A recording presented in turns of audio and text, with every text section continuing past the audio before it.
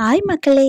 யுஏஇல winter season போயிட்டு இருக்கிறதுனால எல்லாரும் ஹாப்பியாக இருந்தாலும் கார் ஓனர்ஸ் மட்டும் ரொம்ப ஹாப்பியாக இருக்காங்க.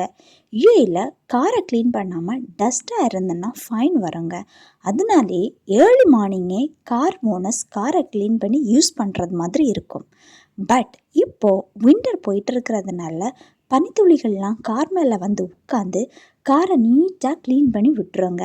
ஸோ இவங்க கார் கிளாஸை மட்டும் க்ளீன் பண்ணி யூஸ் பண்ணுற மாதிரி இருக்குங்க. இதனால் கார் டிரைவர்ஸ் காலையிலே ஏர்லி மார்னிங்கே எழும்பி காரை க்ளீன் பண்ணி ஃபைன் வராமல் பார்த்துக்கிடனேன்னு எந்த அவசியமும் இல்லைங்க. பட் இதில் கார் ஓனர்ஸ் மட்டும்தாங்க ஹாப்பியாக இருக்காங்க. அந்த கார் பனியில் நின்று கஷ்டப்பட்டுட்டு தாங்க இருக்குது. இது போல தான் மனிதர்களின் உலகமும்.